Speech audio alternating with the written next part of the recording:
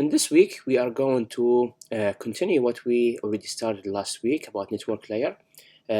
We are going to go about the datagram format. We are going to go really important topic, which is the addressing, which is, by the way, it's super easy if you get it right. And if you don't get it right, then it's going to be the most confusing topic in the networking.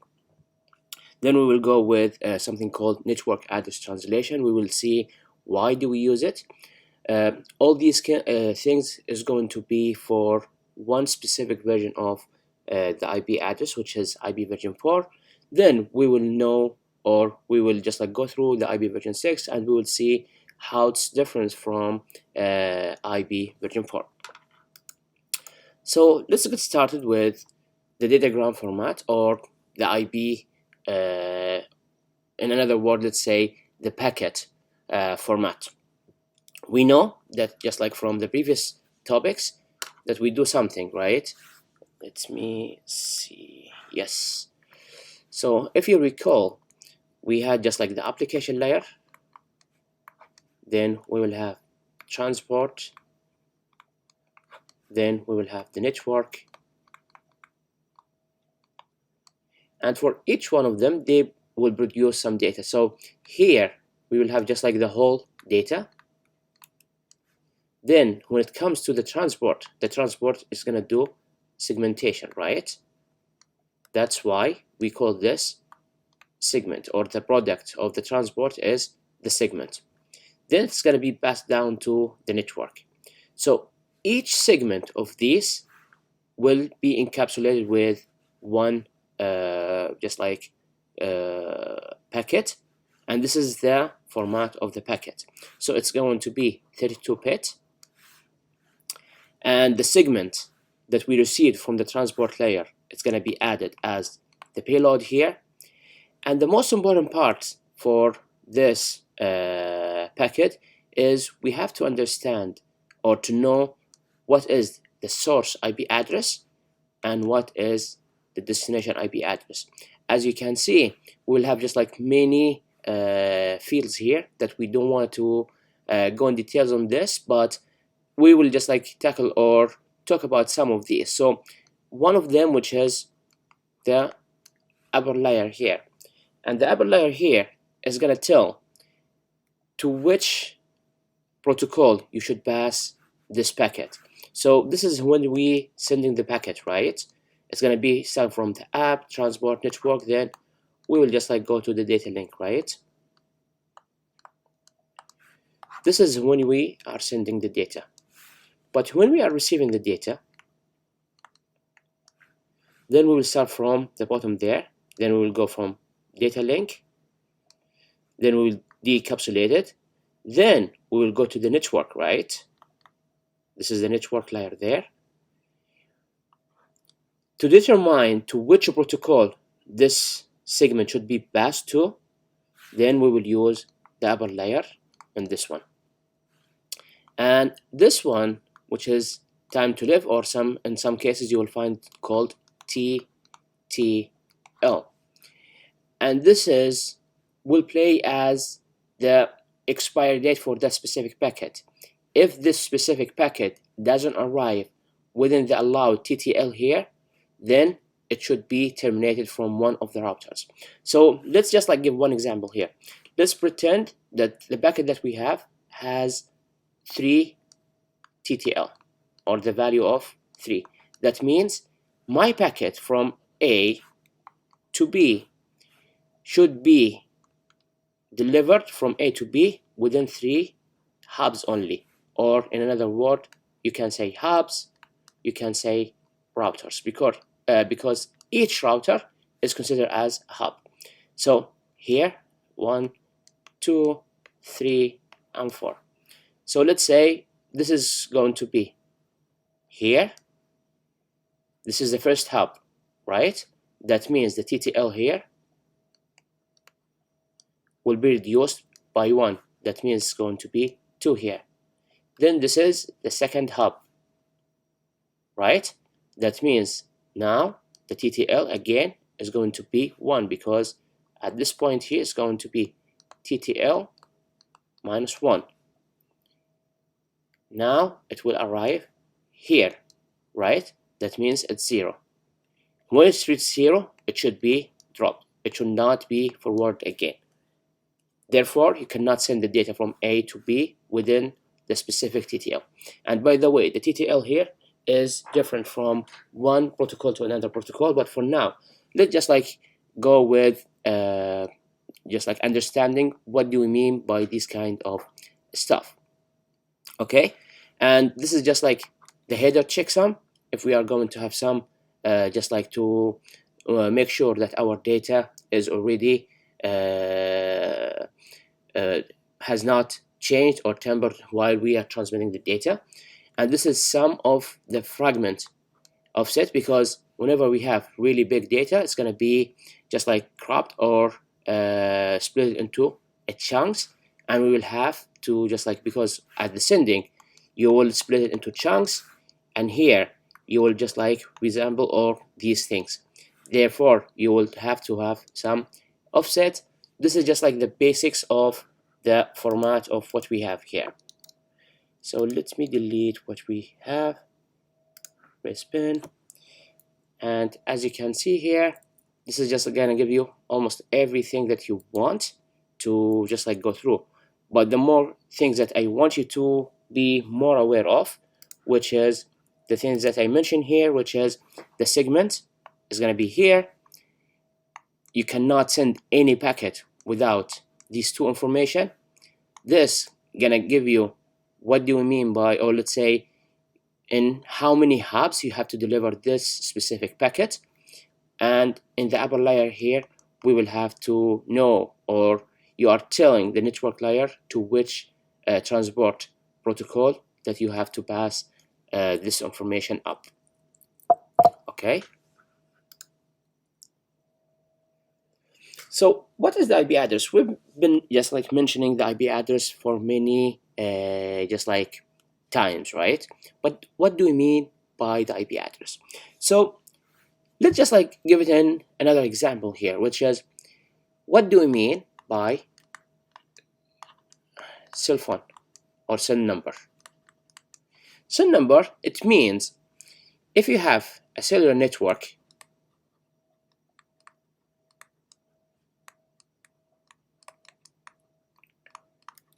this is your identifier. And because it's your identifier, it should be unique, right? So it should be unique. You cannot have any just like anyone that has the same cell phone, right? Or else, if let's say Alice here has a phone number of 1, 2, 3, 4, and Bob and Trudy, for example, here, they will have, both of them, they will have 4, 5, 6, and 7. Just like, let's go with this hypothesis. Now, if Alice wants to connect to Bob, to which one this call should be forwarded, to Bob or Trudy, because we have two of them. That's why it should be unique, right? This is the case here. The same thing happens in the network. You cannot have two machines or two PCs or two laptops or any edge device that has the same IP address, because we will end up with the same problem as what we have here. Okay, so we have two versions of the IP address. We have IP version 4, which is the one that we are using currently, and the one which is IP version 6, which is around 30% of just like the devices on the internet or the routers on the internet. They are supporting the IP version 6, but we haven't just like convert to IP version 6 so far. So the way it's working is we will have, as what we have in our cell phone, most of the time we will have the country code. So for example, here we will have 001. Then we will have 3 numbers here, which is the city code. Then you will have the remaining numbers here, right? Now this is the space that we have, or the pool that we have of the IBs, or let's say the cell phone. The same thing here for just like IB version 4. IB version 4 has 32 bits. That means we will have sequential of all these bits next to each other. Each one, or let's say the 32 bits there, is divided into 4 octets, and each octet has 8 bits. So this is just like the first octet, and this is the second octet, and this is the third, and this is the fourth. And since we are saying bits, always the bits has only one of either two values, either 0 or 1, because we are dealing with binary, right? So this is the way it's working. So this is one representation, which is 32 bits. Most of the time, the thing that we are working with, we are converting this binary representation into decimal representation. Let's say 192.168.0.1.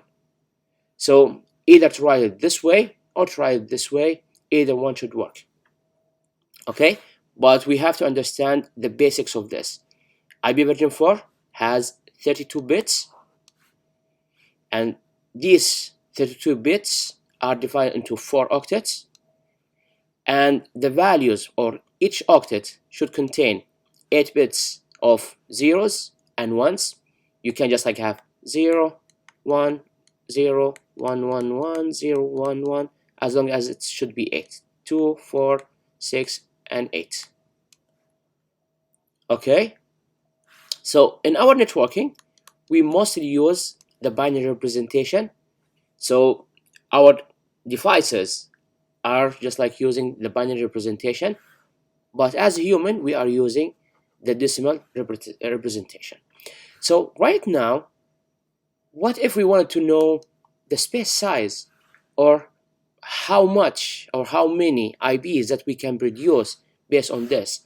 So the way it's working, most of the time, if you want to just like get the space size, you would just like go with how many values that you expect. So the values here is either 0 or 1, which means 2 to the power of 32, which is the size of the bits that we have, and this should be around 4 billion numbers, okay, or IBs that we can generate based on this formula. So IB version 6, on the other hand, it's almost the same thing, but most of the time it's gonna be just like bigger, which is 128. So the space size is going to be 2 to the power of 28, which is something really big. Okay, and because of just like it's too many bits, we are not going to write 120 bits. It's gonna be too much, right? As an alternative way, we use hexadecimal. So the way it's hexadecimal, each 4 bits we convert it into hexadecimal. So let's say that we have 1, 1, 1, 1.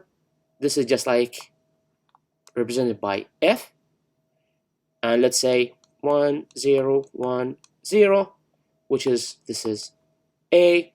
If we have let's say 0, 0, 1, 1, this is 3. So in hexadecimal we have the following values. We have from 0 to 9, and from A to F. So this is 0 until 9, there's no problem.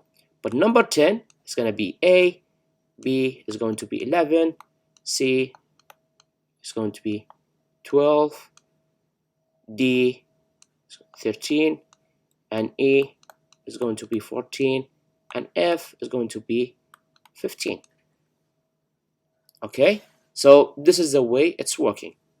So we are just like grouping every 4 bits as one hexadecimal. Okay, so this is just like the basics of it.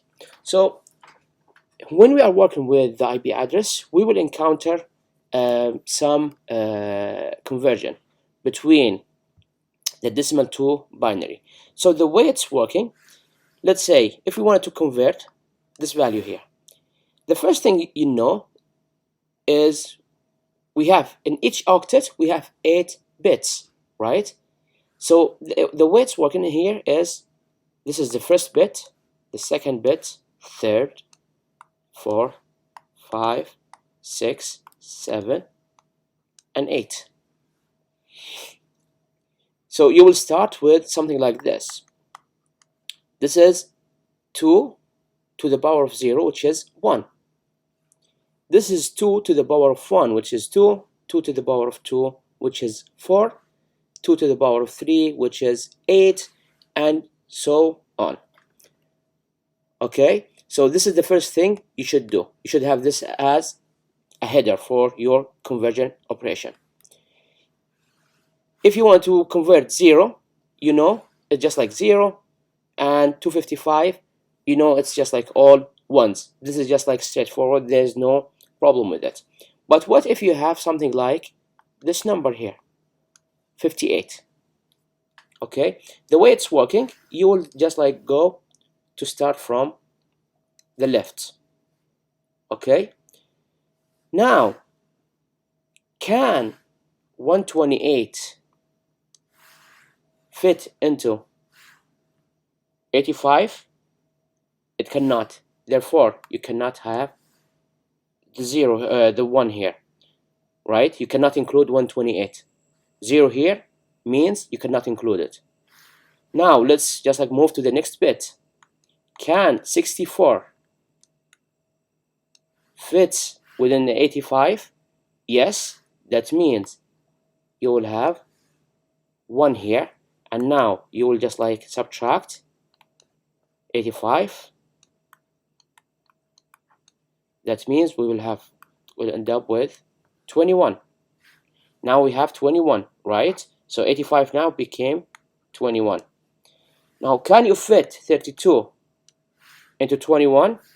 No, therefore you'll have 0. Now can you fit the 16 into the 21? Yes, and now you will have just like 16 here, and you end up with 5, and here you will have 1. Can you fit the 8 into the 5? No, therefore you will end up with 0. Can you fit 4 into 5? Yes, that means it's 1 here, and you will end up with 0. 1 here, right? Now can you fit 2 into this? Definitely you can't, therefore you will add 0 here.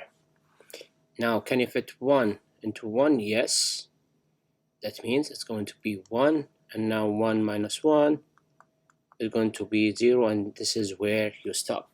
Therefore 85 in decimal is equivalent to 0, 1, 0, 1, 0.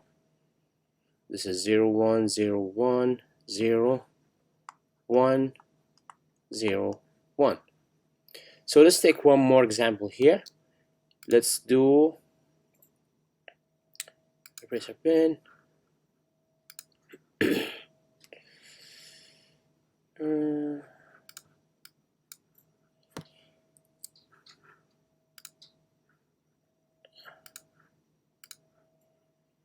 Yeah, let's go with 60. Let's go with 92. So the first thing to do is to go with this one. So 92 can be fitted into 128. No, therefore we will end up with 0. Can 64 fit in 92? Yes, therefore we will end up with 92 minus 64. Here we'll have 8, 12, 8. That means we'll have 28 here. 1, and we still have 28 to work on.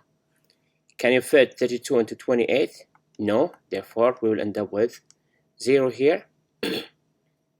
Now, can you fit 16 into 28? Yes. Now, we will end up with 12, right? So, can you fit 8 into 12? Yes. Therefore, we'll end up with 4 here, sorry. Can you fit 4 into 4? Yes. 4 minus 4 is 0. Therefore, you will stop here and you will have the remaining, which is this bit, and this bit should be 0, 0. So 92 is equal to 0, 1, 0, 1, 1, 1, 0, 0. If you count these, it's going to be 2, 4, 6, and 8 bits. Okay, so this is the way you convert these numbers from decimal to binary. If you want to convert the other way around, or let's say if you have this number here and you want to convert it into a decimal, so let's go with this one as 0, 1, 0, 1, 1, 1, then 0, 0. So we know this is 1, 2, 4, 8, 16, 32, 64, and 128, right? Now you will just like count the numbers or sum up the numbers that has 1 in their bits, right? So here we have 64 plus we have 16 and we have 8, we have 4, therefore we end up with 92. So this is the way you convert between these two types of let's say representation.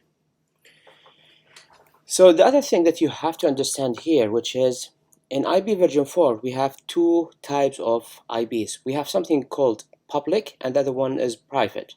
So in the private address, that means it's not globally routable. That means, let's say you have your network here, let's say call it network A, and you have network B, and here you have the internet. The private IP address means it's going to be working here or here. So this is private IP. Let's go to private IP.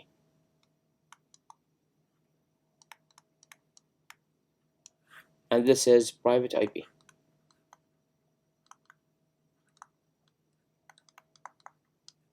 And here it's just like called public ID, public IP. Therefore, most of the time, people they call this one is LAN, which is local area network, and this one is called wide area network, all one. So any address that belongs to this specific ranges, it means it's public and it's routable. If it's private, that means it should be just like running within your local network. So one thing here to notice, which is you may use the same ranges when you are in private because there's no connection between this one and this one, but you cannot have the same IP within the public. Okay, so this is one thing that you have to be aware of. So each address, at any IP address, we already mentioned that the IP address is 32 bits, right? Among these 32 bits, we have two main portions. The first portion is to identify the network, and the other one, or the other portion, is to identify the host. So from these 32 bits, how many bits defines the network, and how many bits define the host. Okay, so this is what we are saying here. We already know that, let's say, for the network, we know each octet is 8 bits, right? That means here we have around 24 bits dedicated or to identify the network, and we have 8 bits here to identify the host. Okay, and we will look into this in more details in a little bit. But now, for now, you have to understand that the 32 bits or the 4 octets you have, it will identify which network you belong to and what is the IP address or the host portion that you have.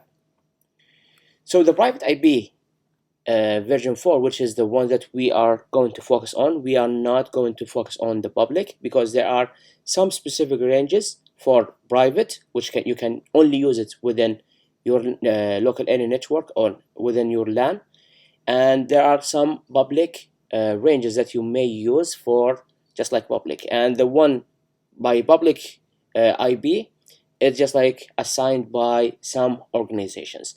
But for now, let's say that we have in private IP, we have around 5 classes, okay, which is A, B, C, D, and E. The one that we are going to work on, which is the one from ABC, which is the one that we currently use in our modern network, and this one is used for multitasking, and the last one is going to be used for just like research. So there's no problem with all these things. So for class A, this is the range. It's going to start from 10.0.0.0 to 10.255, 255, 255. For class B, it's going to start from 172.16.0.0 to 172.31, 255, 255. And in class C, you are going to have 192.168.0.0 to 192.168, 255, 255. So this is what we already mentioned before, which is class A, class B, C, and as what we mentioned before, these are the 3 that has been used for our modern network. This is used mostly by just like the routing protocols, which is going to be for multitasking, and E is going to be for the research. And there are some exceptions that we usually would see in the network, which is the first one, which is 127. As you can see, it's part of the class A here, but still cannot be assigned to your system because no other system but your local host is the one that it should be using.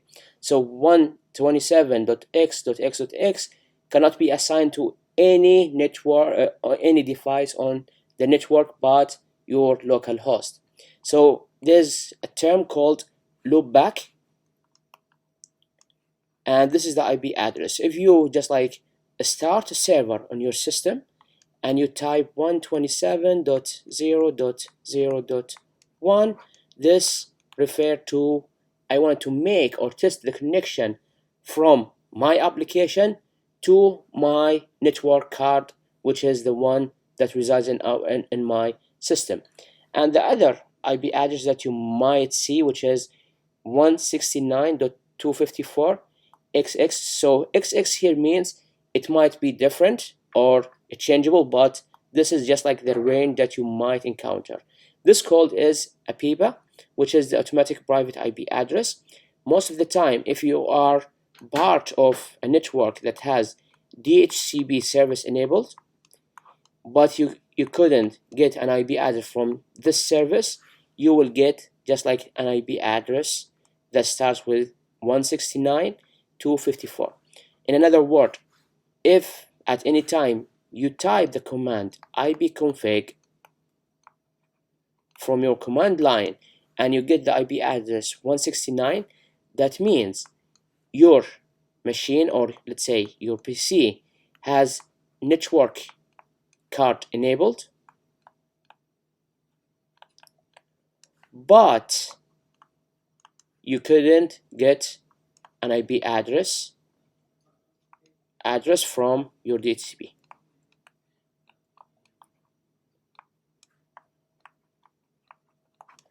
Okay, so this is really important for you to remember. So in our networking, most of the time we will have something called priority bits. So what do we mean by priority bits? Why it's so important? So we already said that we have 5 classes. We have class A, B, C, D, and E.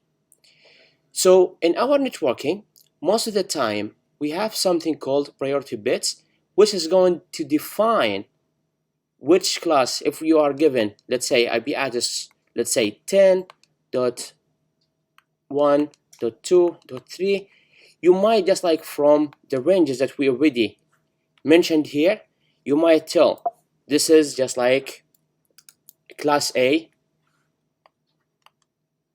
IB, right? But what if you forgot these ranges? How do you discover, or how do you know what is just like the ranges? Because it's hard for us to remember all these ranges, right? Therefore, we have something called priority bits for each class. So class A has just like 1 priority bit, and B has 2, C 3, and D has 3 ones, 1 0, and E has 4 ones. So if you're given any IP address, okay, let's say 193, for example, .15.32.1, the first thing you do is just like take this first octet and convert it to binary, right? If you recall, we have 1, 2, 4, 8, 16, 32, 64, and 128. So 193 is bigger than 128, therefore this is 1. So 193 minus 128, this should be 5, and this should be 6. So therefore it's 65. Can you fit 64 into 65? Yes. Therefore we will end up with 1. So now we have 1. Therefore we will have 0, 0, 0, 0, 0, and 1. Now you will just like look at the first 4 bits and see which one has its matching, or the longest matching that we have, right? So it starts with 1, 1, 0. And the thing that starts with 1, 1, 0 is C. Therefore, you can say that this IP address belongs to class C, right? So this is the way it's working most of the time. If you forgot the ranges, by knowing the priority bits, you can say just like, or you can identify the IP address from the priority bits. So another thing here that you have to just like be aware of, which is what is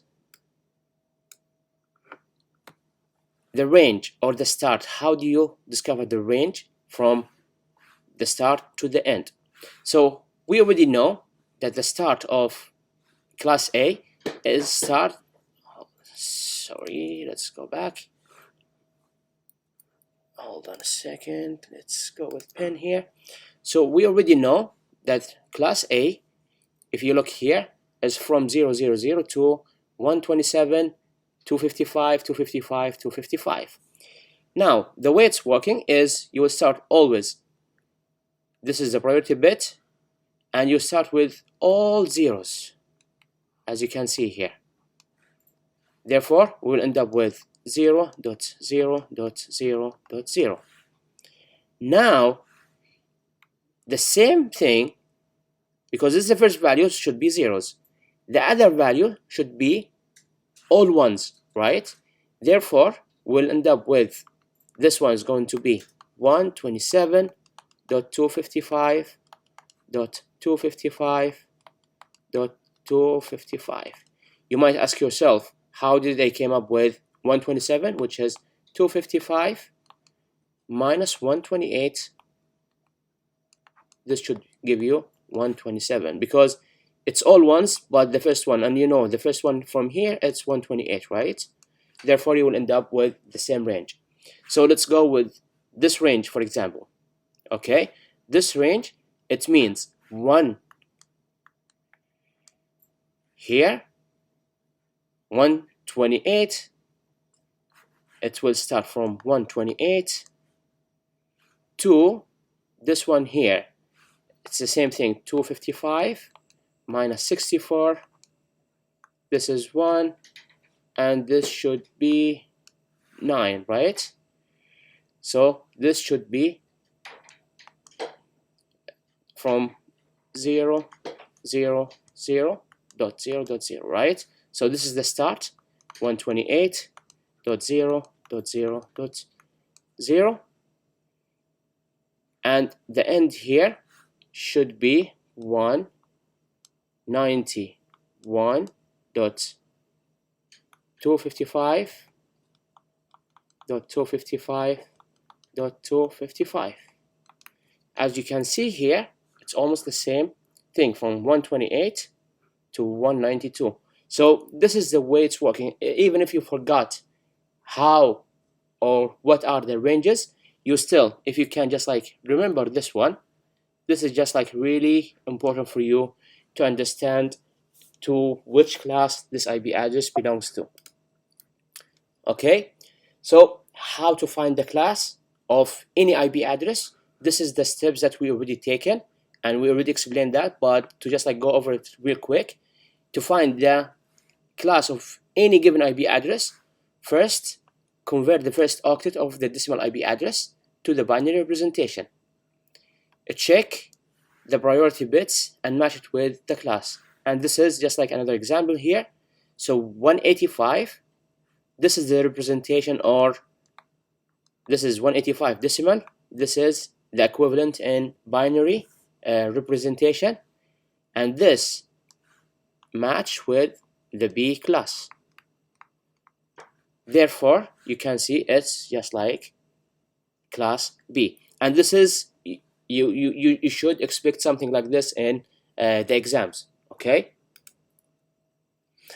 so why do we have classes, right? Why don't we have just like one huge IP address that's just like fulfill everyone? And the main problem here is IP version 4, most of the protocols in IP version 4 is based on the broadcast, or let's say broadcast in nature. So for example, we will just like going to start to learn about DHCP in a little bit, but just like for the sake of explaining for now, DHCP is whenever a machine or PC or device connect to the network, it's gonna send a broadcast to everyone in the network, asking if they provide IP address leasing. So the bigger the network you have here, the more messages is going to be sent out from that device to all the other devices. So this is the first thing. The second thing, if we are going to have all just like or really big broadcast domain, it's going to be too much for the router to handle, right? We cannot remember all the devices' IP addresses. Therefore, most of the time we are going into just like group the devices or place the devices within a specific network or sub network. Okay, so for class A, we already mentioned that class A has the priority bit is just like one bit there, right? And the remaining here is just like the bits that define the network. Therefore, in class A, we can say that the number of subnetworks that we can get is 8 minus 1, which is 7. So the number of subnetworks that we can get is 2 to the power 7, and we will end up with 128 subnetworks. So the number of hosts is how many devices or PCs or machines that we can have in our network. So we already mentioned that we, just like with the class A, the default subnetworks that we can get from class A IP address is 128, right? And the number of hosts in each network might be calculated using the formula 2 to the power of host bits minus 2. So here, the number of host bits is 8 and 8 and 8, which is 24. So the number of hosts is 2 to the power 24 minus 2, and we will understand why minus 2 here in a bit. But for now, it's gonna give you this number, and this is the number of hosts. So right now, imagine that you have 128 networks. For each network might have up to this number of hosts, okay, which is around 60 million, right? This must be a really big network. And if you are going to just like do one broadcast, how much time do you think it's going to take to deliver this message from one machine to another machine? Therefore, almost no one is using this class as a direct class within your network. You must do some additional steps to reduce the broadcast size or the number of hosts. So right now, I already told you that we have minus 2 here, because in each network, we will have something called broadcast address, and we will have something called network address. So the network address is used by the router, right? And the way it's working is as follows. Let's imagine that this is the router that we have, and we have just like about 20 hosts here, and we have here around 10 hosts. To be able to route between these two networks, you have two options: either to have all the 20 hosts here entered and recognized here, and the 10 here is recognized here in the router, so it can just like do the forwarding between all these things. Right now, if we, just like in our example here, we'll end up with a routing table that has 30 entries for the routing. And instead of that, what if the router use just like a network address that represent this network here, and another one that represent this network here? Therefore, we will end up with just like 2 entries.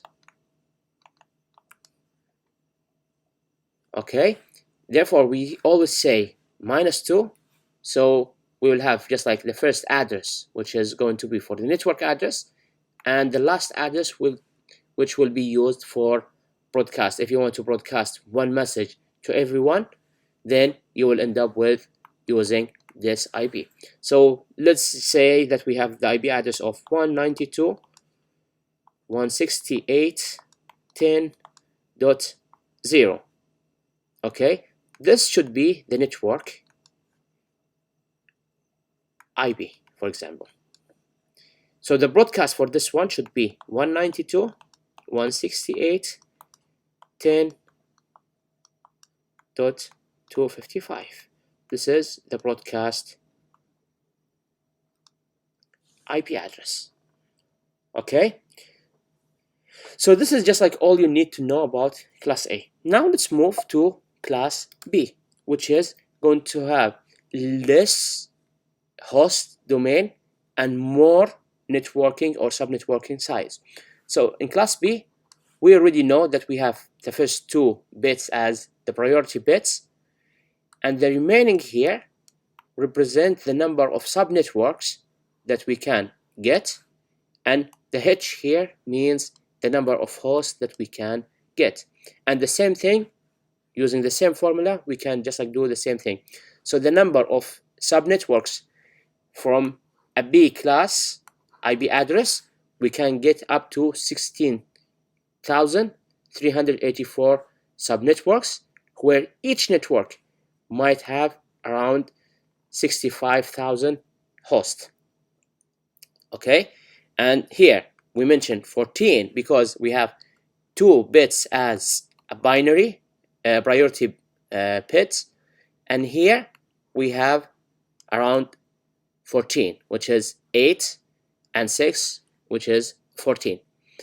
And here we have 16 bits to represent the host. Therefore, we can just like do 2 to the power 16 minus 2, we'll end up with 65,000 hosts. So the same thing with class C.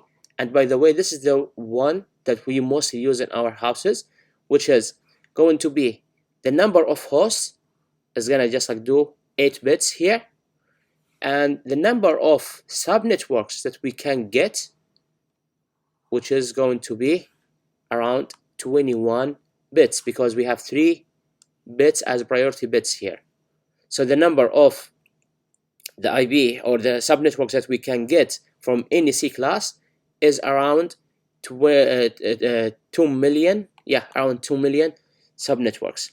And for each subnetwork, we might have up to 254. Now we might just like came to a conclusion, which is this classes might be a good fit in some sense, but we still have some wastage, right, in the IP addresses. So for example, in our houses, for example, let's say, how many devices are you using? If we are using, let's say, class C, which is going to be 192, let's say 168, 10, then 0, for example.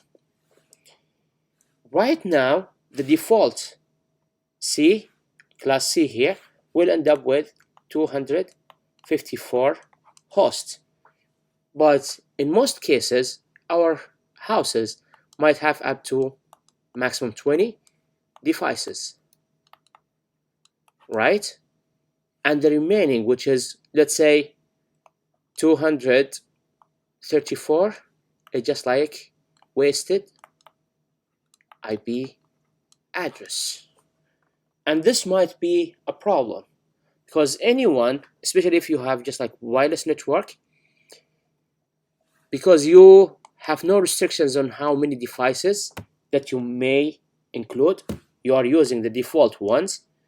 That means anyone can, just like who knows the IP address, not the IP address, the password of your wireless network, can join, and your router or DHCP service will give it an IP address that belongs to this network.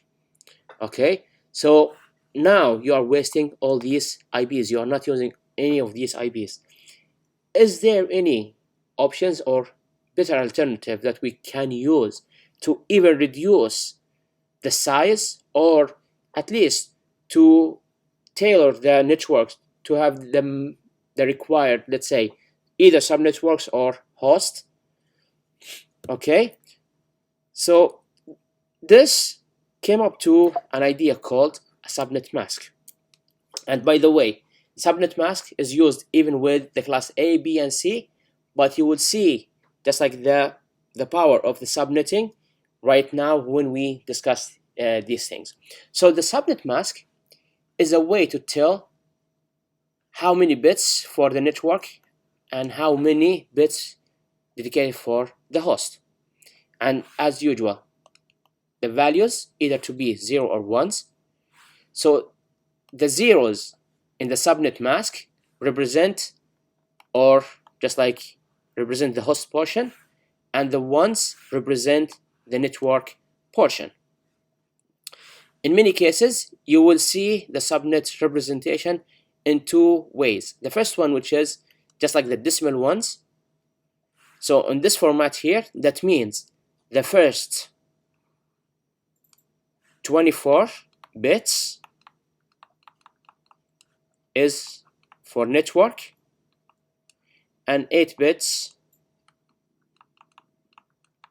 for the hosts. You can tell from here.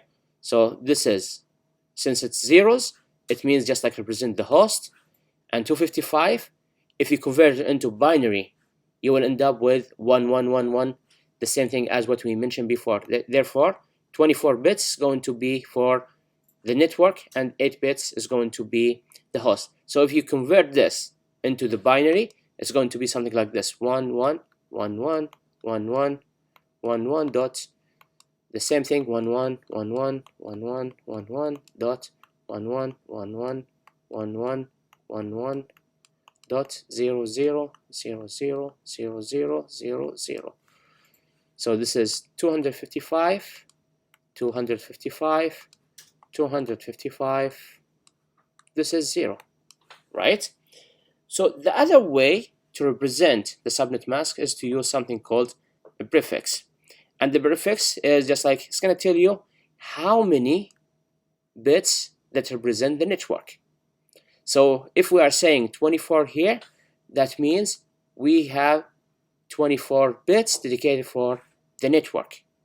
So at this case, how do you understand, or how do you get the remaining or the host portion?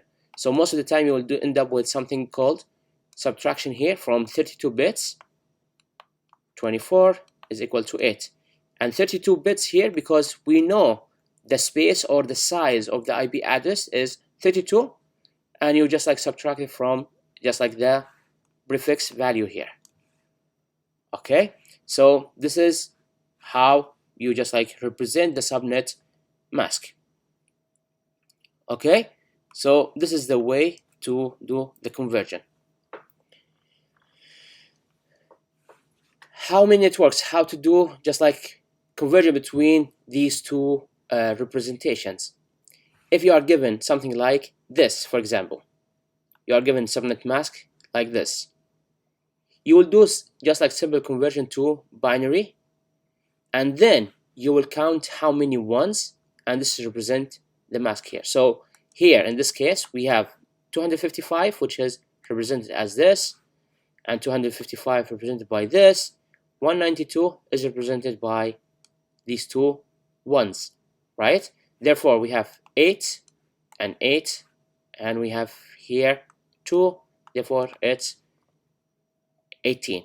So we can say that this subnet mask is equivalent to have the prefix of 18.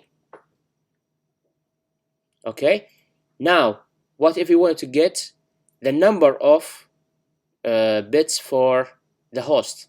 So we'll end up with 32 minus the number of ones here, which is the network portion. We will end up with the number of the bits for the host, right? So this is always the case with how you convert just like any of these things, from the dotted decimal into the prefix. But what if you are given the prefix and you are asked to convert it into a decimal dotted? The same thing, you will do just like 19. You will do the 19 once at first, and you will just like continue with the zeros. Then you will convert this binary representation into decimal. So this should be 255.255.224.0. So this is the way it's working. Okay,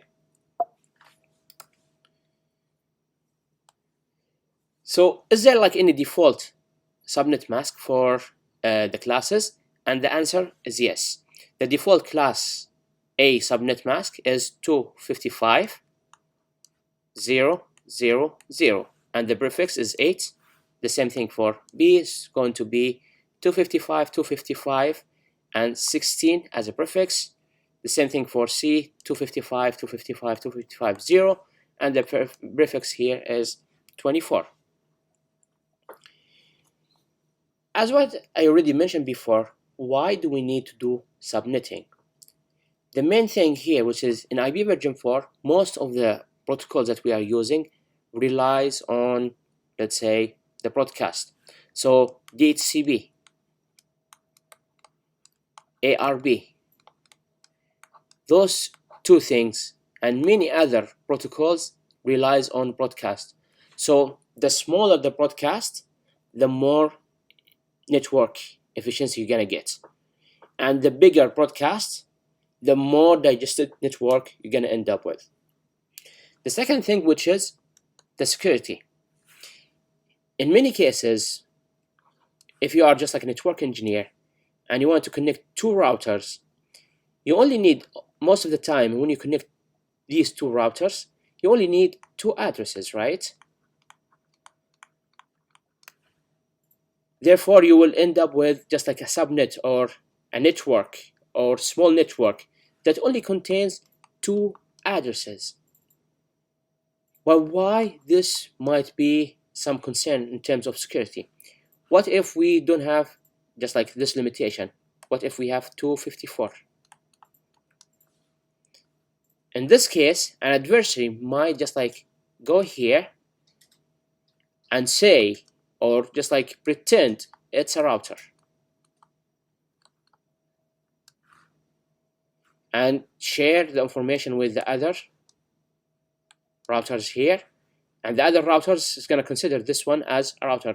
They have no clue whether this router is adversary or just like authentic router, right? That's the main problem here. Now all your packet might just like go through this fake router here, where the adversary here might just like be sitting and sniffing for your network traffic. So this is just like another important part for just like the subnetting. Another thing, which is I already mentioned before, which is to reduce the IP waste. So if you only need two addresses, why do you have a space of 254, right? So most of the time, the best way to do it is to optimize the ranges that you are going to use for your addresses. So how to do the subnetting? What are the strategies that we have? In many cases, most of the time, we know that class A, we might end up with 128.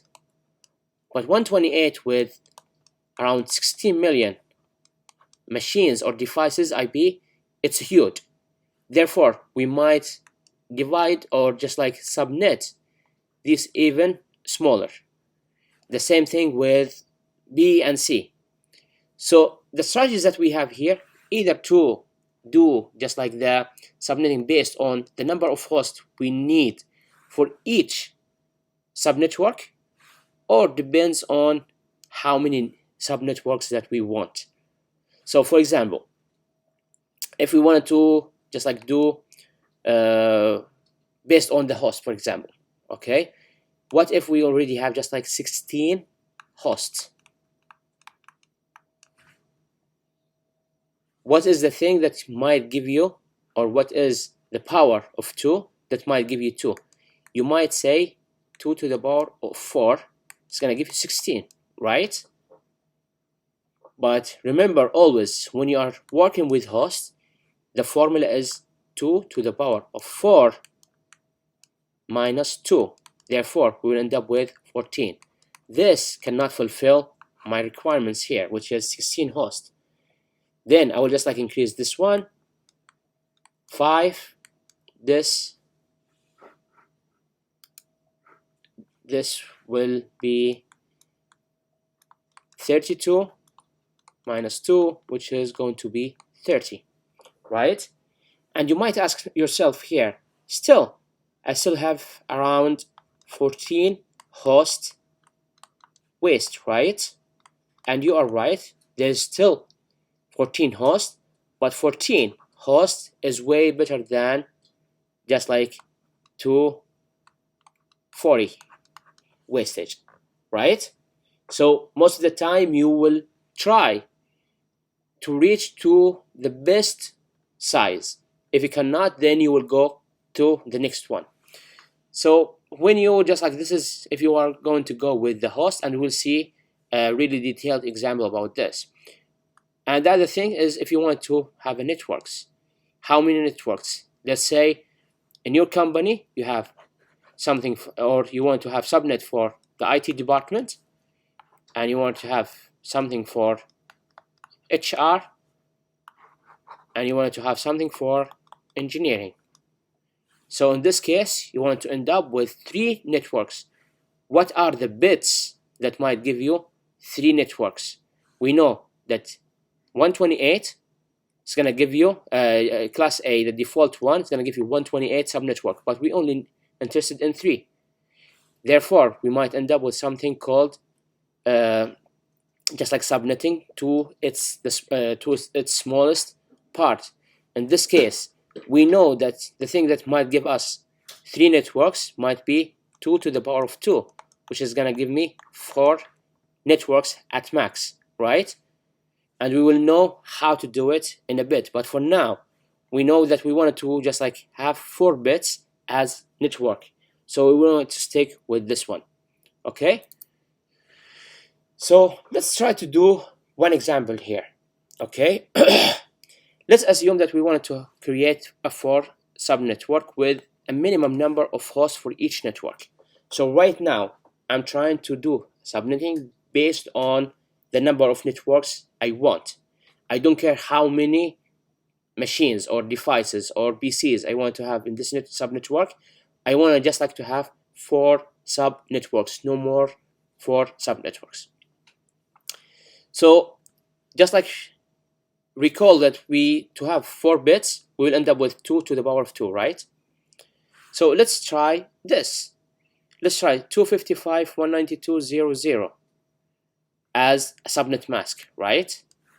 So in this case, it's true. We are going to have 4 networks because this is called a subnet. Bits, which is in this case, the default here, let's say for B address or A address, is a network. All its network here, right? We just like borrowed 2 bits from the host area to have it as network, right? Now in this case, it's true that we will end up with just like 4 networks, but the problem here is the number of hosts. The number of hosts is 2 to the power of 22 minus 2, which is going to be a huge one. Okay, so now let's try another thing. So we know that using 8 bits here and 2 bits for the subnet is not going to work, even if it's going to fulfill the requirements of 4 networks, but it's not going to fill the other requirements, which is the minimum number of hosts for each network. Now we will move to the next one, which is in this case, we'll devote this one for the network and this one for the network, and we will take these 2 from here. We will borrow from this one here. So in this case, we will end up with 255, 192. This also gonna give us around 4 subnetworks.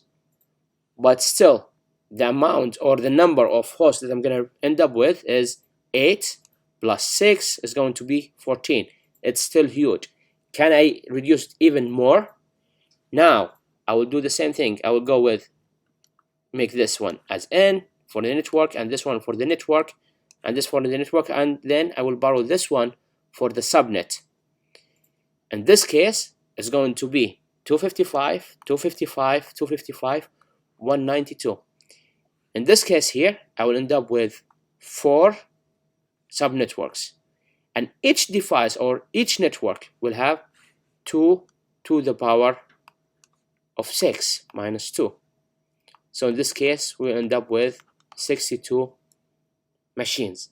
This going to fulfill the requirements, which is getting 4 subnetworks, and each network has the minimum number of hosts for each networks. So this is going to give you just like what you're looking for. What if we want to subnet based on the number of hosts we have? Okay, so the assumption here is, what if we want to do a subnetwork that has 10 hosts. We know that 2 to the power of 2 is going to give you 4, 2 to the power of 3 is going to give you 8, 2 to the power of 4 is going to give you 16. So we know that we want to have 4 bits as to fulfill my requirements here, right? So in this case, all you need to do is just like do one thing. Start from the right, write the number of bits that you want, which is 0, 0, 0, 0. And the remaining should be just like ones. 1, 1, 1, 1. So it's going to be something like this: 255, 255, 255. Sorry, here should be 255. Yeah, so here 1, 1, 1, 1, 1, and this one should be just like 240. That means I will just like borrow 4 bits from the host area. This should give me the number of hosts that I want, which is at max 16, which is going to fulfill the 10 hosts. So in this case, how many subnetworks that I'm gonna get? I'm gonna get just like 2 to the power of 4 here, which is 16 subnetworks. Each subnetwork will have just like 16 hosts, 16 addresses, and the usable ones is going to be 2 to the power 4 minus 2, which is going to be 14. Whereas just like the other two here, the first one is going to be for the network, and the last one is going to be for broadcast IP address. Okay? Now, let's try to identify just like the network address from any given IP address. So this is something you're gonna, just like you would expect in the exams. You will be given an IP address with a subnet mask, and you will be asked many questions. The first one is to identify the network address based on this IP address. Okay, so the steps that you should follow is as just like mentioned here. First thing, convert the IP address to the binary. So 192.168.10.0, this is the binary representation of the same IP address here, right? Now do the other thing, which is do the same thing for the subnet mask. In this case, the subnet mask here is mentioned as 26. Therefore, we will have 26 ones here, as you can see. Now you will just like go and check what are the ones that has full octet of ones. This is the first octet, right? And this is the second one, and this is the third one, and this is the fourth here, but it's not full. That means we are borrowing from the host area or the host portion. We are borrowing 2 bits here, right? So the 2 bits here, the values or just like the combination that we have is either to go with 00, 01, then 10, then 11. Or in other words, the first network is going to be 0, the second one is going to be 1, 2, and 3.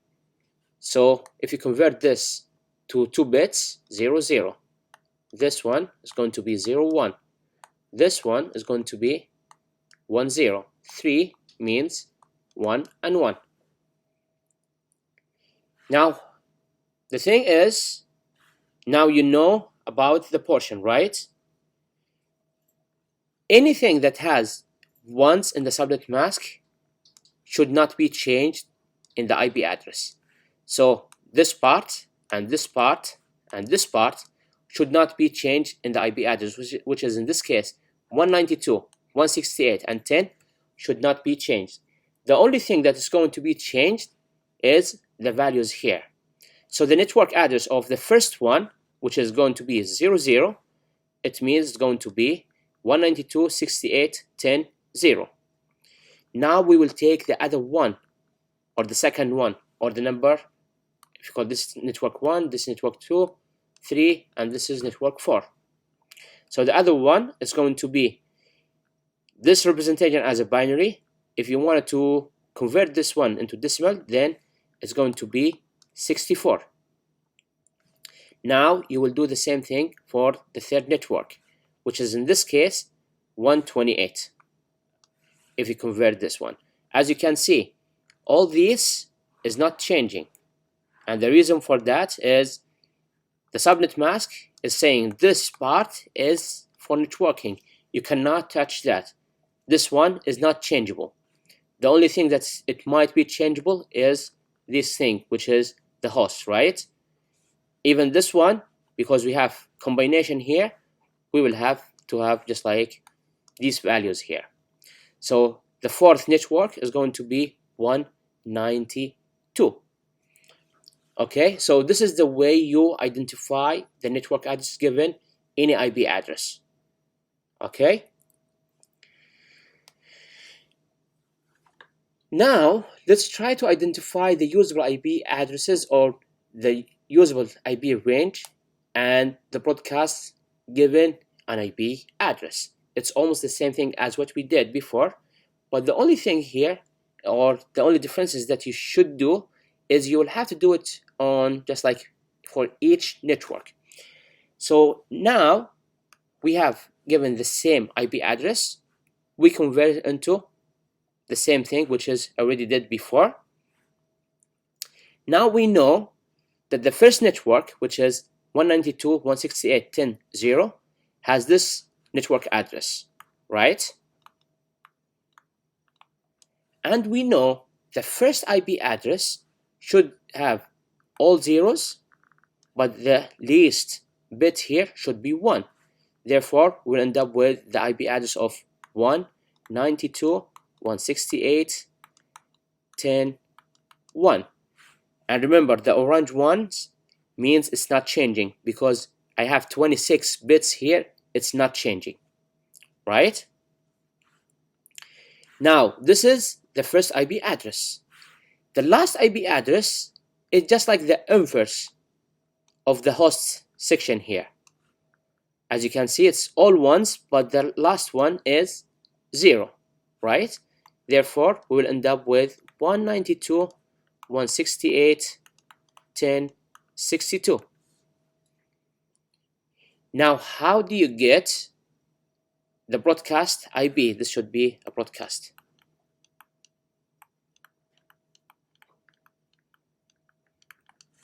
The broadcast IP is to have ones in all the host portion. That means it should be 63, right? So this is the first network. If you go to the second network, which is going to be as what we did before, we know this is the first network here, which is the network ID, right? The network IP address.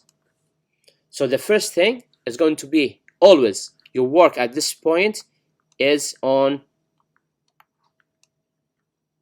the host portion.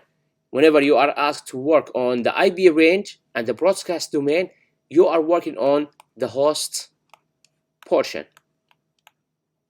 You don't touch the network portion here. So the number here, if you convert these values here, is going to be 65, because 64 and 1 is 65.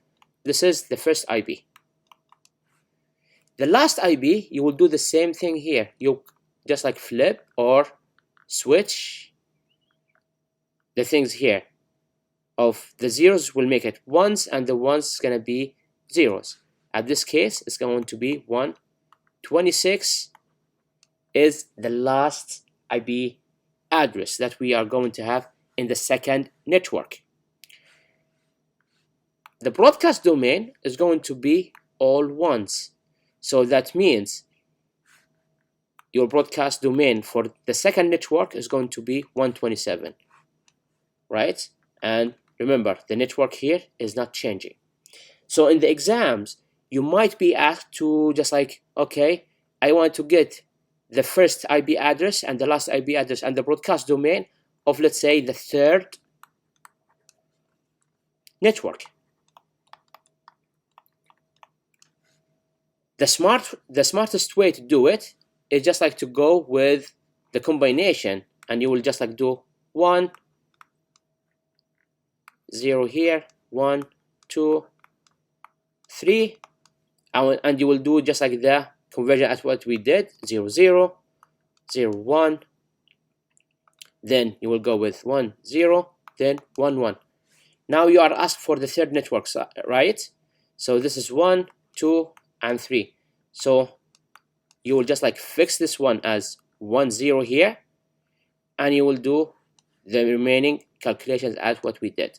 Let's see how it's done. So this is just like for the third network. This is 1 0. You stick it there as it is, right?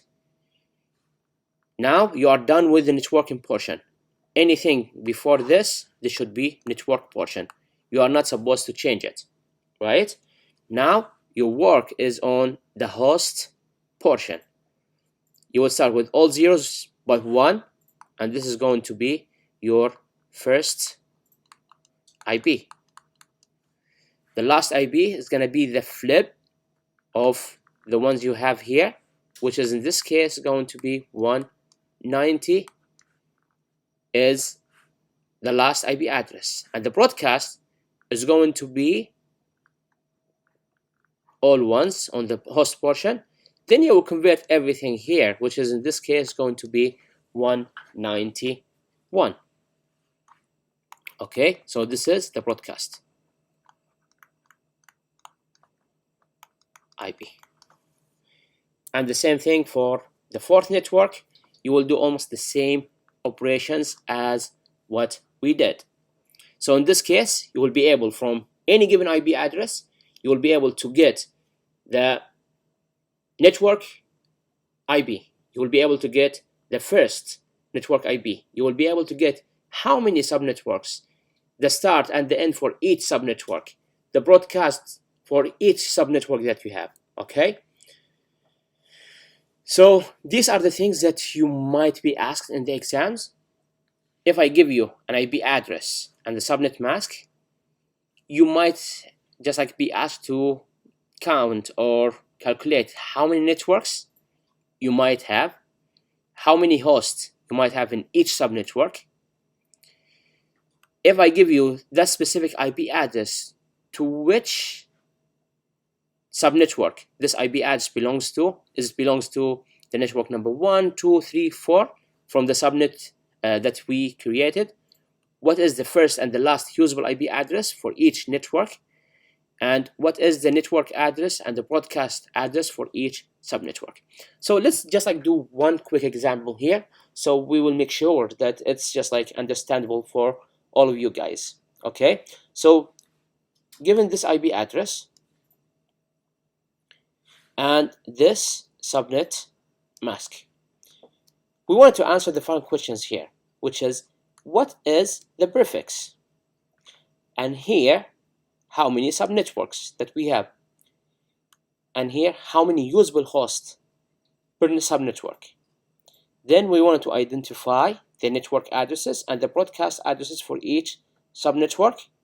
Then we want to know which subnet this IP address belongs to. First, let's go with the step 1. Let's convert the IP address and the subnet into the binary representation. So this is just like the conversion of these one. So this is 192, this is 168, 135, and this is 19. And this is should be 255, 255, 128, and 0. This is the step 1. Just like do the conversion in ahead of time.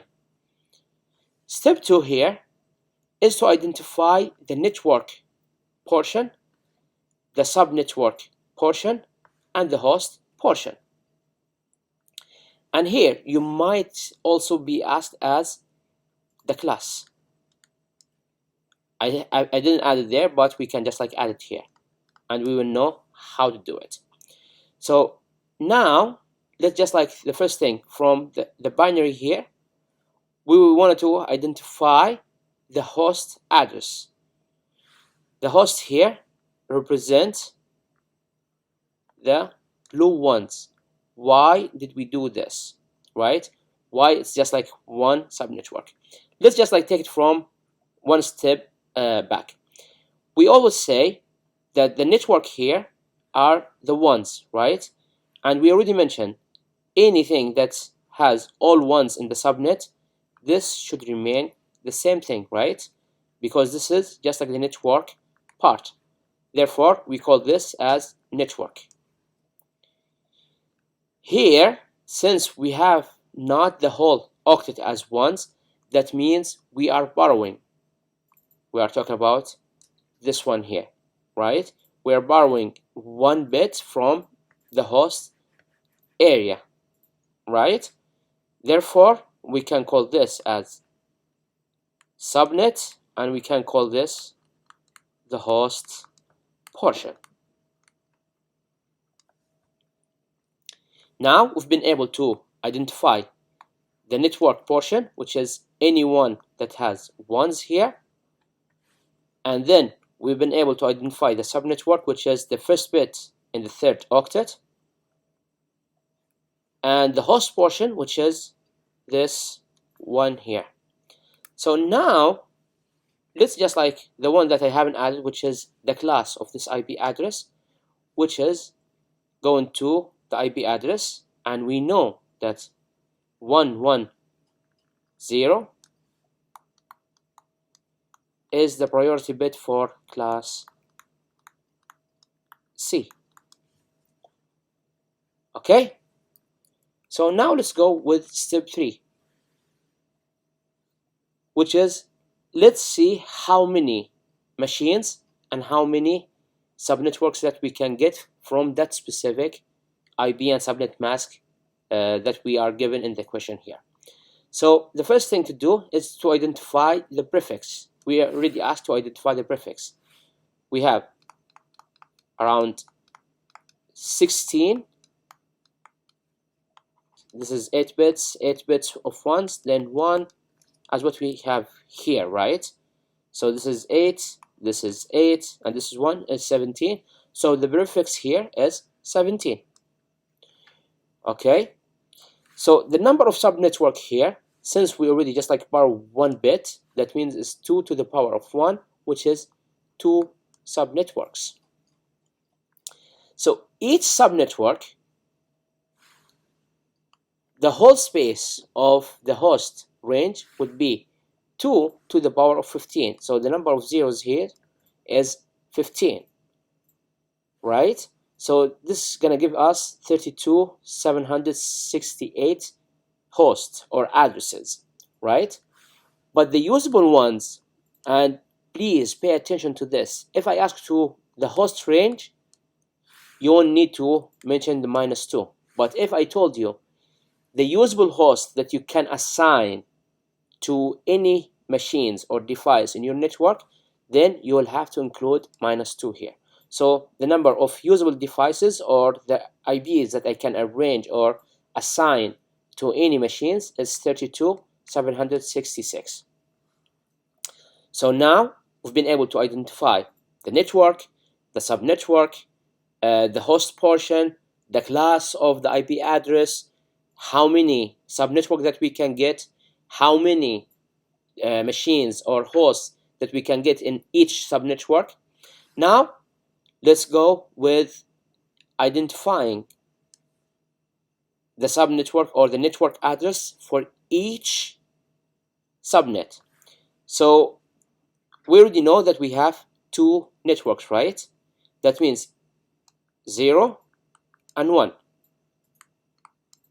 So the representation of 0 is just like 0, and the representation of 1 is just 1, right? This is the only combination that we can get. Now, the IP address, we already know that the first one and the second octet is not changing, right? Now, we will just like do everything zeros here, and this should give us 0 and 0. This is the first network, or the first subnetwork. So we are done with this. The second one, which is 1 in this case, we already know that this one and this one cannot be changed. Now we already have 128 here. That means 128.0, and this is the second subnetwork. Right? Now let's identify the first and the last usable IP address in each network. So right now we know that the network address for the first subnetwork, which is the 00 at this place here, we know that the IP address, as what we mentioned before, this is the host portion, right? We will do as what we did before, which is the least significant bit, we'll add it as 1. This should give you the first IP address. The last IP address, we will do almost the same thing as what we did before, but flip the host bits by the last one to make it as just like the last IP address, which is in this case is going to be 192.168.127.254, right? The broadcast domain here is to just like assign ones to the host portion, all ones. That means the IP address for, or the broadcast for the first network is going to be 192.168.127.255. If you convert all these things, you will end up with the same IP address. Now let's go with the second subnetwork. Okay, the second subnetwork here is, we already know before that the second network IP address is 192.168.128.0. So the first thing, as what we did before, this is the host portion. We'll just like change the least significant to 1. Now this will end up with 128 and 1. And the last IP address, the same thing. Always we are working on the host portion here because we are working with the usable IP address, right? So we will flip the first one. The zeros will convert to 1 and the 1 is going to convert to 0. This is going to give you the last IP address or usable IP address in your network, which is in this case going to be 192.168.255.254. And the broadcast domain, as what we did before, the host portion is going to be all added to 1s.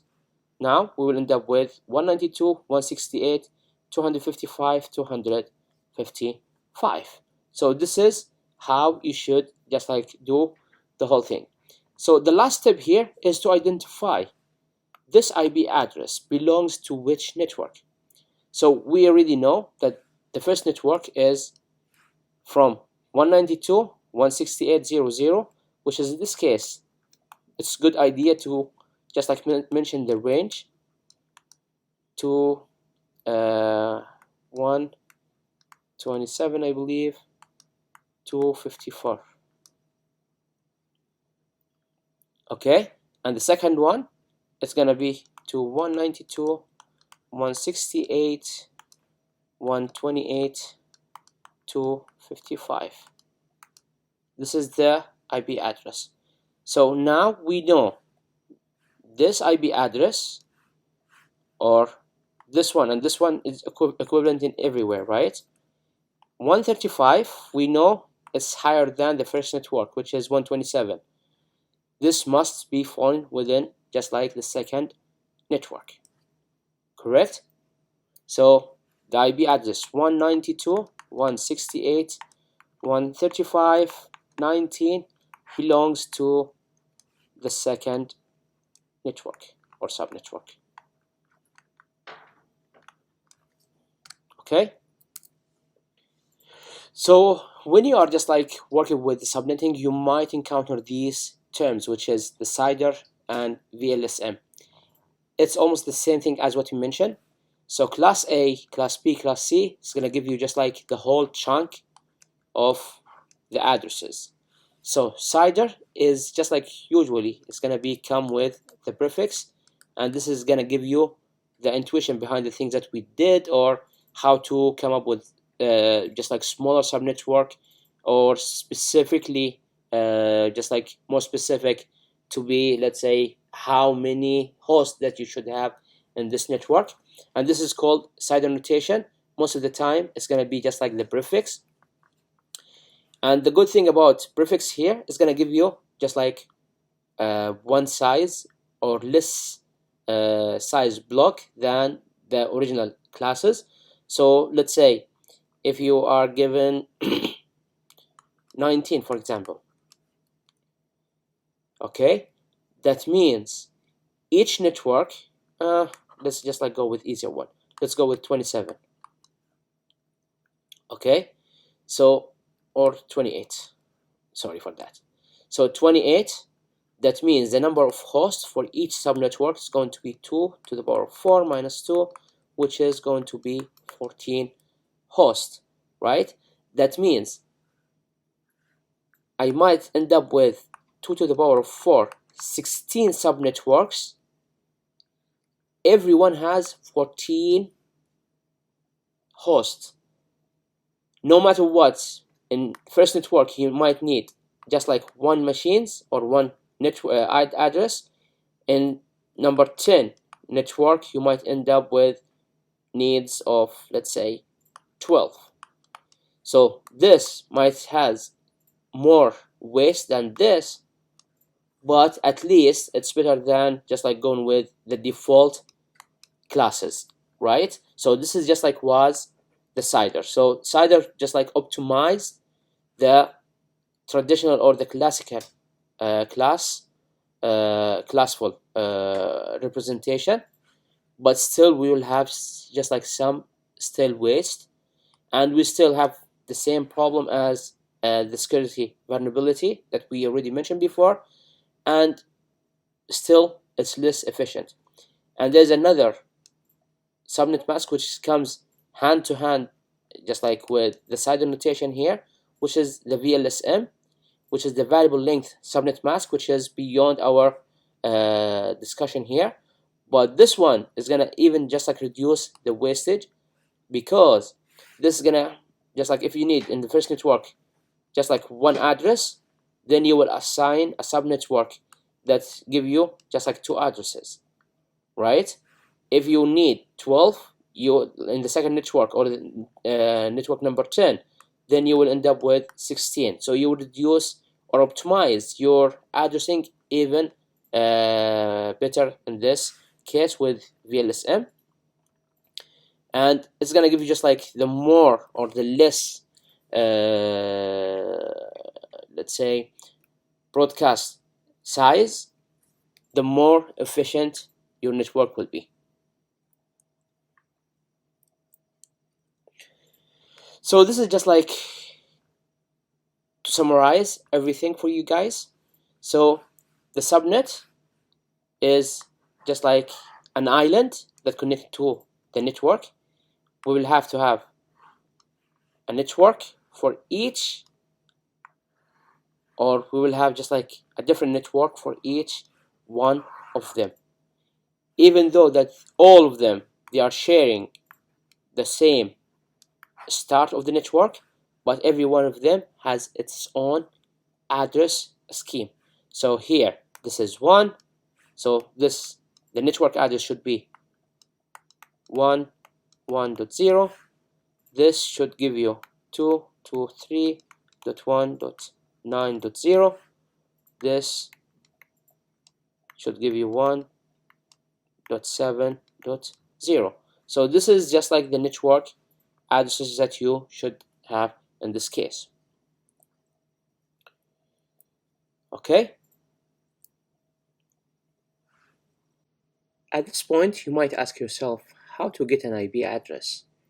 So there are two ways to get an IP address. The first one, which is just like the static one, or the other one, which is going to be the dynamic one. So the static one is where the administrator or the network administrator is going to each device or each PC in your system and put or configure an IP address for that specific IP for that specific machine. So let's say you have machine A, you have machine B, you have machine C and D, for example, right? So the network engineer is going to come to this one, assign the first IP address or configure the IP address and the subnet mask on this one. Then he will move to this one, then to this one, to this one. This one might work, or the way it's working right now, it's working fine, there's no problem with it, but the main problem here is the scalability, right? It's not scalable. If you are going to have just like 10 extra machines, you cannot ask the administrator to go and configure all these 10 machines again. This might just like be working even if you just like ask him to work on the 8 or 10 machines. It's okay, but what if you have just like 250? What if you have 1,000? What if you have 10,000?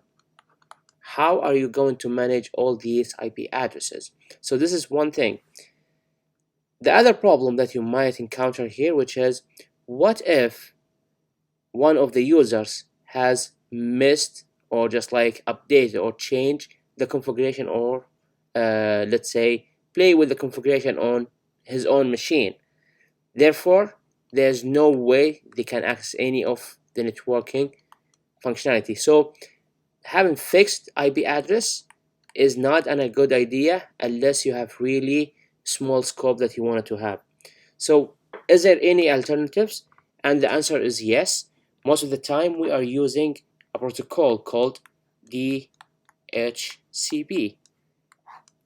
okay, which is the one is working for assigning the IP addresses. So let's see how does the IP address is working.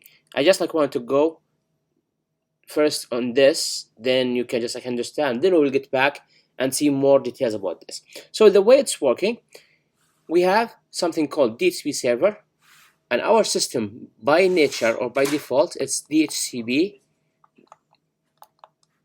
client enable. Okay, so whenever it's connecting, as you can see, the client here is gonna send a broadcast message to all the machines in the network and asking, hey, is there any DHCP server out there? Sorry.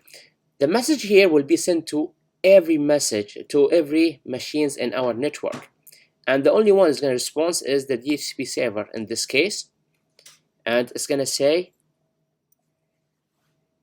hey, I'm a DHCP server, here's an IP address you can use. So we call this one DHCP discover. This is the first message, which is sent by the client to the whole network. As you can see here, this is just like the destination, which is going to be 255 or broadcast, and this is the port that they are using. Okay, and now the server will respond with something called DHCP offer here. So it's trying to offer him just like, or offer the client with a specific IP address that has on its pool, right? So as you can see here, this is the source, which is this IP server, right? And this is the destination, is going to be the same thing, broadcasting. And the IP address that you may use is this IP address. Okay, if you don't acknowledge by this lifetime, this offer will be terminated. Okay, now the client will send something called DHCP request. So what it's saying is, okay, I would like to use this IP address, or at least we can say that the request here is acknowledgement by the client that this IP address will be used by him. Okay, now the DHCP server will do, okay, this is, or finalizing, or the acknowledgement here, which is the DHCP acknowledgement, is finalizing the contract. So we can say whenever you are trying to connect to the network, you're asking for IP address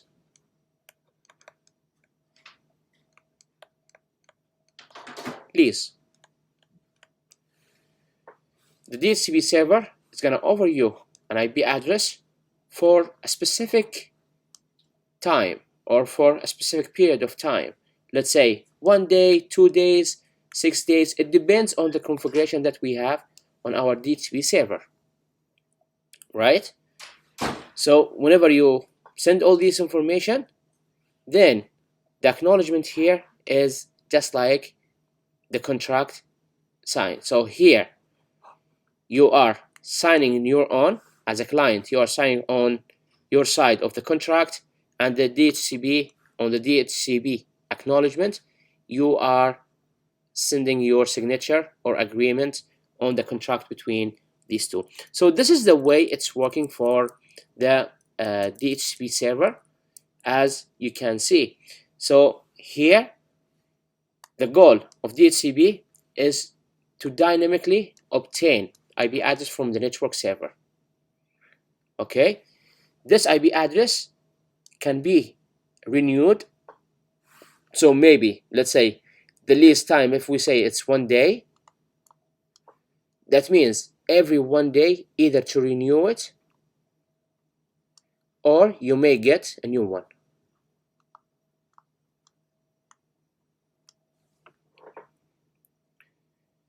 Okay, and this is the way it's going to work for the DHCP. So these are the messages that we already saw, which is the discover and the offer, the request, and the acknowledgement. And this is how it's working in just like in details. Most of the time, some DHCP services will provide additional data, which is other than the IP address or the allocated IP address. It's going to give you the gateway or the first hub router. So the first hub router is also called gateway, and it's going to provide you with the DNS server. Okay, and for sure it's going to provide you with the network mask or the subnet. In this last section, we are going to go and brief about two important technologies or topics that any network engineer should be aware of. The first one, which is the network address translations, and the second one, which is the IP version 6. Why do we need IP version 6? So the first thing here is the network address translations. What do we mean by network address translations? When we discuss the addressing or the IP addressing, we mentioned one key information there, which is in the network we have something called private and we have something called public, right? In this case, the private ones, we already mentioned that it's not globally routable, right?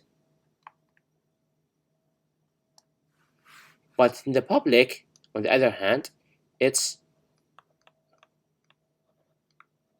globally routable, right?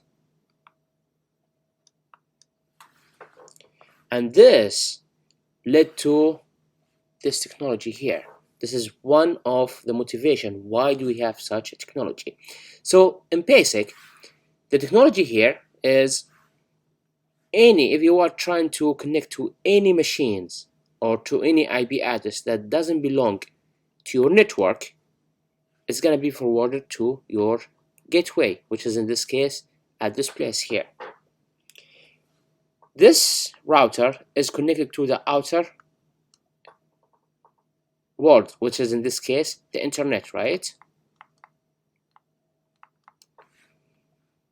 The router must do something, which is how to make this request routable. If I'm gonna just like forward to somewhere, no one will be able to figure out what is this IP address, because this is private IP address. You cannot use it on just like 1. This is just like LAN, and here you have 1, right?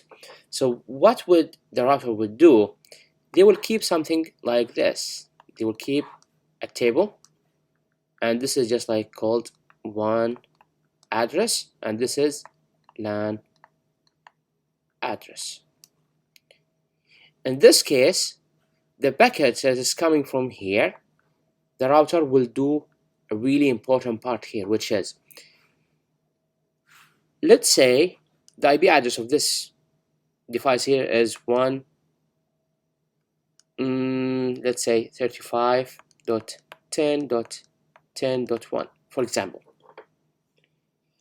In the packet, we should have 2 pieces of information that we already mentioned before, which is the source IP and the destination IP. In this case, the source IP would be, let's say, if we are sending data from here, it should be 10.0.0.1, and the destination IP here should be 135.10.10.1.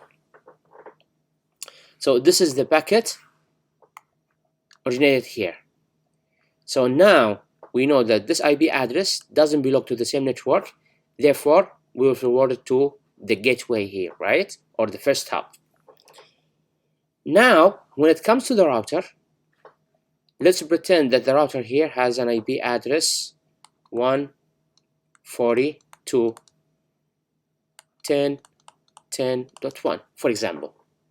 Okay?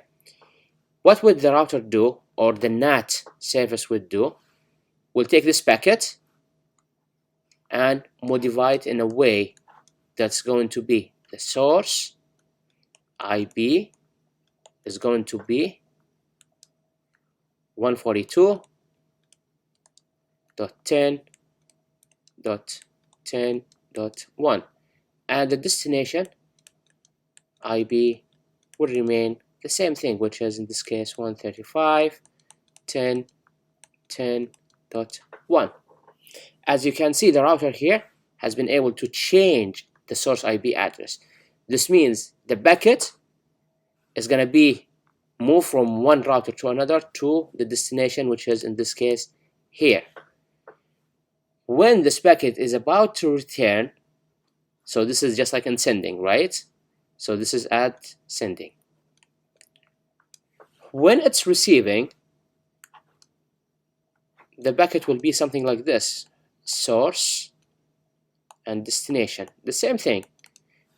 These two is going to be flipped, right? So the source is going to be from 135.10.10.1, and the destination here at this point is going to be 142.10.10.1, for example, right? Which is the address of here.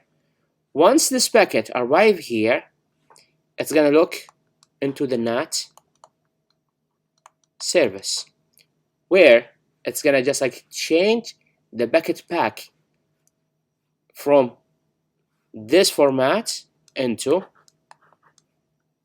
from source, it's going to be from 135.10.10.1, and the destination here would be from 10.0.0.1. So this is the way the NAT is working. And the reason for that, as what we mentioned, for the private, you cannot have it as a global. This is the first thing. And the second thing, you cannot have all the values or all the IPs as public, because you might ask, say to yourself, I can just like have all the IPs as public and I don't need any private IP address. But this not the case, because 2 to the power of 32 is not enough space of IP addresses to assign an IP address for each device.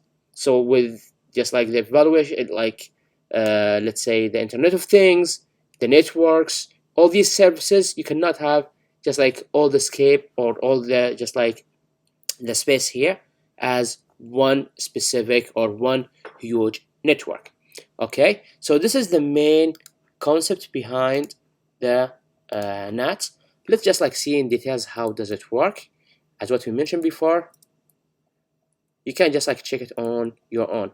The most important part is to understand that the NAT address is just like an intermediate layer where the source and the destination IP address will be changed on just like the router of the gateway.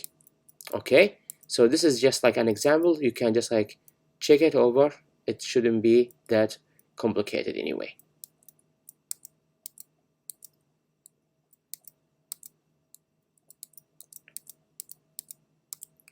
So the other thing that we need, which is the IP version 6, or the other topic, or the last topic in this chapter, which is the IP version 6. So the initial motivation for just like IP version 6 is the limitation of the just like the space limitation of IP version 4. It's not enough, as what we mentioned. But there are another motivation that most literature don't mention, which is reduce the need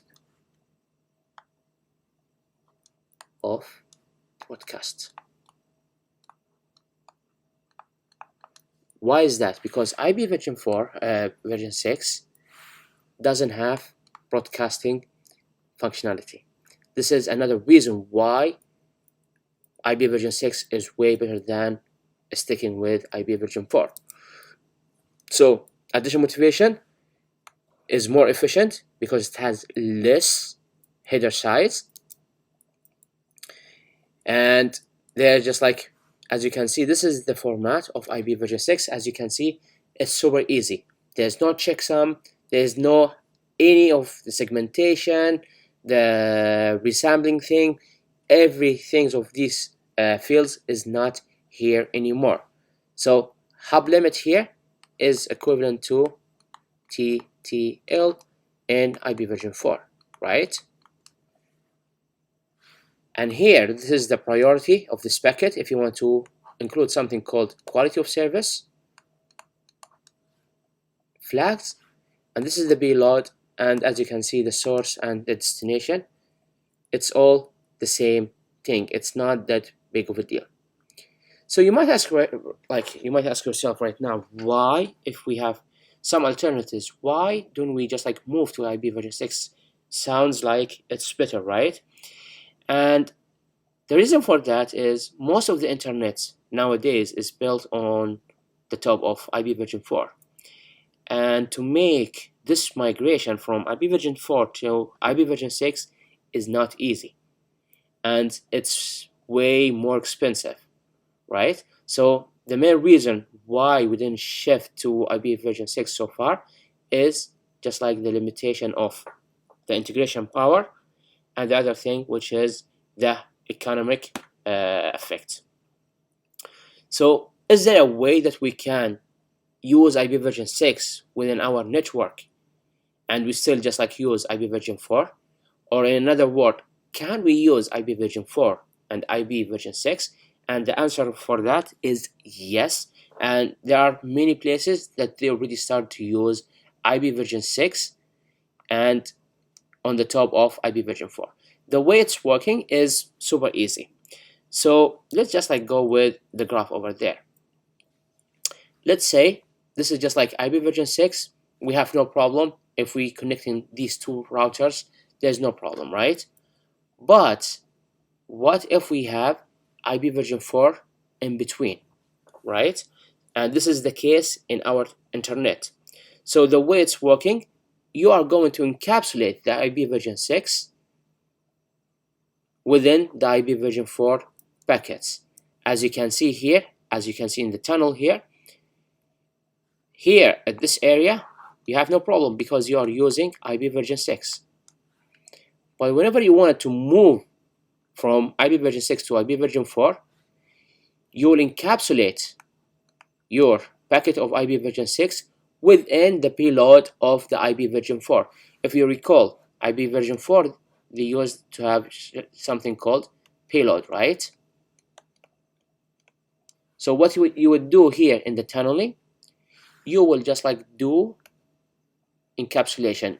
All the header of the IP version 6 will be added as a payload for IP version 4.